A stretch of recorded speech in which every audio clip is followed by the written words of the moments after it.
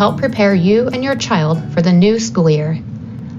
Hello, my name is Katie, and I am a school psychologist and member of the National Association of School Psychologists.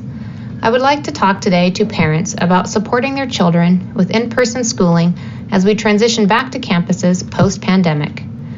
Every year, the transition from summer to the new school year is stressful to students in some ways.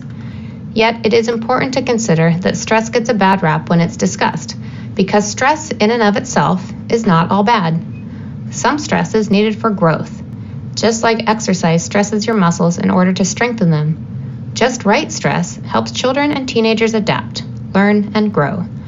Stress can be seen as a result of anything new or challenging. Learning itself is a process of constantly engaging in new and slightly more challenging lessons, and this is good stress when it is supported by caring adults at home and in school. Stress can be bad when a student has little or no control over what they can do to manage it, when it's chronic without rest and time for self-care and recovery, or when a young person doesn't have support from people around them. Good stress happens when a young person is able to confront a situation with support, resources, and the belief that they can manage or control some aspects of the challenge. When the challenges of going to school outstrip a student's support system, such as home support, school support, personal skills or abilities, or those necessary restful breaks, stress can become overwhelming and turn into bad stress. Many young people face ongoing challenges they can't quickly resolve. This is common for students who struggle in school and who don't have the right supports. The uncomfortable emotions they handle every day, such as sadness, fear, anxiety, can go on and on. This can put them at risk for bad or overwhelming stress. When young people are experiencing stress due to feelings of academic, social, or emotional challenges in school, the first set of tools that may help them are strategies to teach them how to manage or regulate their emotions. When uncomfortable emotions get strong, young people are better able to regulate them when they learn to identify their feelings, understand where they are coming from, label the feelings with words, express and feel those feelings, and choose an action to use the feeling as information and manage the feeling with emotional flexibility. Another set of tools to buffer the difficulties of going to school in person would be behaviors and techniques that support basic health and overall well-being. This toolbox contains 12 items to help your child with overall wellness. Number 1, exercise and eat nutritious foods regularly. Number 2, get enough sleep and have a good sleep routine. Number 3, avoid excess caffeine, which can increase feelings of anxiety and agitation. Number 4, avoid illegal drugs, alcohol, and tobacco. Learn relaxation exercises, such as abdominal breathing and muscle relaxation techniques. Develop assertiveness training skills. For example, state feelings in polite, firm, and not overly aggressive or passive ways.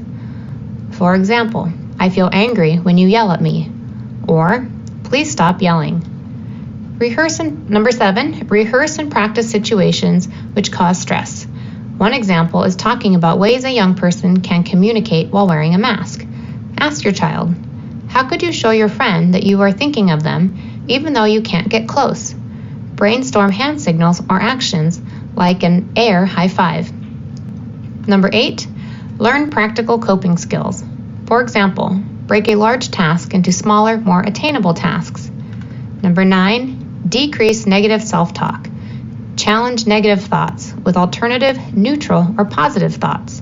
For example, my life will never get better can be transformed into, I may feel sad and frustrated now, but my life will probably get better if I work on my goals and ask for help. Number 10, learn to feel good about doing a competent or good enough job rather than demanding perfection from yourself and others. Number 11, take a break from stressful situations. Activities like listening to music, talking to a friend, drawing, writing, or spending time with a pet can reduce stress. And number 12, build a network of friends who can help you cope in a positive way.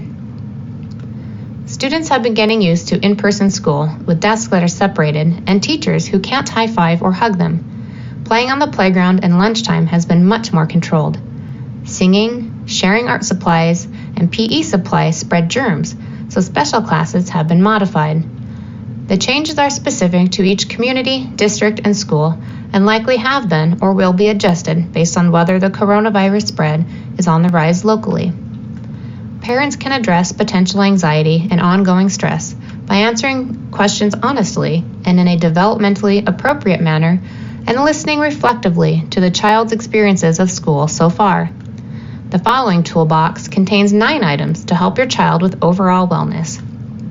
Number 1, talk with your child about how school feels with the changes, for example, desks far apart from each other, teachers maintaining physical distance, possibility of staying in the classroom for lunch, and ask them if they want your help to brainstorm or problem solve anything that feels especially difficult. Number 2, talk with your child about how school is going and about interactions with classmates and teachers. Find out how your child is feeling and communicate what they may be feeling is normal. Number 3, anticipate behavior changes in your child. Watch for changes like excessive crying or irritation, excessive worry or sadness, unhealthy eating or sleeping patterns, difficulty concentrating, all of which may be signs that your child is struggling with stress and anxiety. Number 4, try to attend school activities and meetings. Schools may offer more of these virtually. As a parent, staying informed and connected may reduce your feelings of anxiety and provide a way for you to express any concerns you may have about your child's school. Number 5, ask your school about any plans to reduce potential stigma related to having or being suspected of having COVID-19.